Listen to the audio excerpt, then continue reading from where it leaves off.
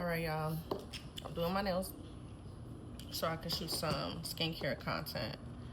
And I just wanted to come on here and just do like a 3-week postpartum. It's been exactly 3 whole weeks since I had baby boy. And I wanted to come on here and just talk about my thoughts and my feelings, about everything, my emotions, and just come on here and vibe. Nothing too crazy. So postpartum has been pretty cool. It's been pretty chill. It does have its challenges. It does have its ups and downs, especially navigating it with not just the new baby, but also 2 toddlers. I have a 1-year-old and a 3-year-old that I'm also raising, and it just kind of has its challenges where it's like I can't be as attentive as I normally am, but as I'm healing, it is coming around. I ended up copping out and getting my daughter a tablet, and I say copping out because I'm not really big on electronics with the kids, like, because I just feel like after a little while, as soon as they wake up, that's the first thing they're asking for, and that shit blows me. Can I watch YouTube? Can I watch YouTube? No. So I just automatically be like, you know what? Absolutely not. But I did end up getting her a tablet for her and her sister, and it does have like, it's like a, ooh, Papa Bear. But it does have like a, sorry, I'm just trying to match these nails. It does have like a child protection thing going on, which I brought from Amazon. And yeah, it has its little games and stuff that she could play that it doesn't require too much energy, too much work, things like along those lines. So I've been doing that because that's just the lazy parenting side, because obviously the first couple weeks especially, I wasn't getting up and being super attentive, so it was just a lot easier for me to just find activities for them to do on the kids' tablet or put on a movie on Netflix for them, and just let them hang out, let them have like a slow motion week or 2, and that's been working. But now that mama is kind of like feeling a little bit better, I'm definitely gonna be like, yeah, you can have the tablet every other day, because you're not about to be on the tablet all day every day. But other than that, life updates. I've been processing a lot of things and feelings, especially along my last relationship, which I'm not really gonna go too deeply into right now, but it is a process. When you are somebody like me who is like super hypersexual, who finds themselves in certain relationships through the past decade, I've been processing a lot. Like, I'm really like in a space where I'm like a different version of myself, but I'm also still getting to know this version of myself while still showing up for myself, while still managing my old self at the same time. Like, that whole burial, death phase, everything. It really does like shake you up, because now more than ever, I'm realizing my worth. I'm realizing what I am going to tolerate and what I absolutely just will not tolerate ever fucking again. Like, I don't give a damn. I'm just not tolerating certain things, and knowing that how much energy it takes, how much, just how much it takes to give birth, like, it's no joke. And I think that you really have to, and this is just my unsolicited advice for women who may not have kids yet, you really have to just take your time. I couldn't stress that enough. Like, I have a lot of kids, so obviously I ain't learned. I had to be in a situation over and over again. Somebody like me, I think I search for love, and I think that I'm constantly looking for a family dynamic, because that's something that I've always wanted, and it makes me kind of a little bit vulnerable, but it makes me also not know how to really show up and honor my boundaries. And that's where I really mess up at, because you have to be able to honor your boundaries. You really do. You truly do. Because at the end of the day, every love is not even the love for you. Like, it's not like, people might have strong feelings and they might like you and stuff like that, but it doesn't mean that you need to have a child with them. Because really, like, if men knew, and it's not even if men knew, because women need to know this too, but giving birth, carrying a child, that's a very sacred process. That's a very sacred thing. And so I think oftentimes we just don't realize that we are so quick to want to have a child, which humans in our most primal state, in our most animalistic nature, we are here to reproduce. We are here to love, show affection and certain things. But I think that we don't realize that the damages that come with being with somebody who doesn't appreciate that, you know. And I've experienced this many times over and over again to tell you that it's just not worth it. Take your time. I know time is an illusion, but take your time, you know. Take it from somebody like me. I ain't giving no marital advice because obviously I ain't married. But take your time. Take your time, take your time. Because you don't want to end up being cold-hearted. You don't want to end up being bitter. And I'm not saying I am, but it could easily happen. Because when you go through certain experiences in life, it does bring you to a stage of, like, cold-heartedness, where your boundaries become like this fucking wall that nobody could get through, and you miss out on opportunities and connections, stuff like that.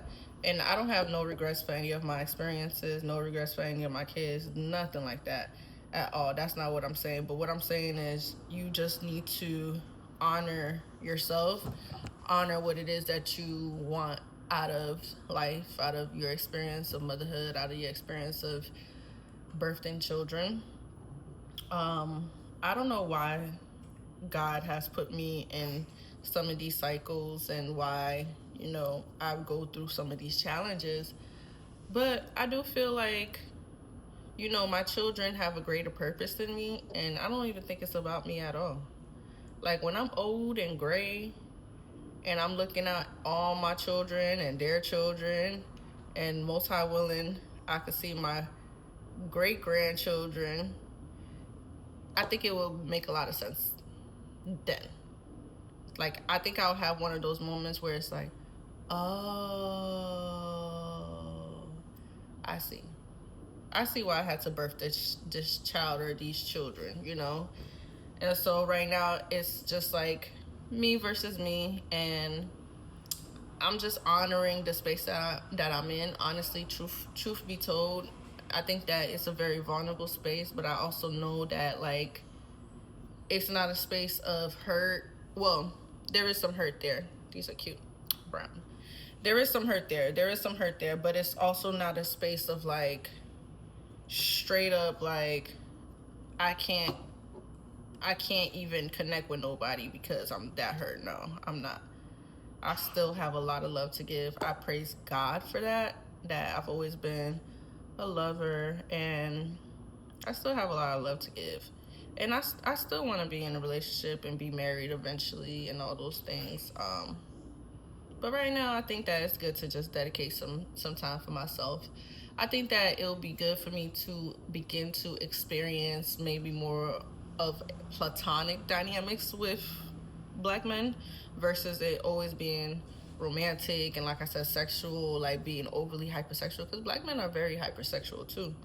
A lot of them just don't mentally, they're not conscious of it, because, like, to be conscious of something, you really have to exercise that frontal part of the brain, and a lot of people, they damaged it through all types of shit. It could be all types of stuff. Trauma, weed, liquor, drugs, all types of stuff could damage that frontal part of your brain, that frontal cortex. So at the end of the day, if that part of your brain is damaged, you have a hard time having conscious awareness of certain things.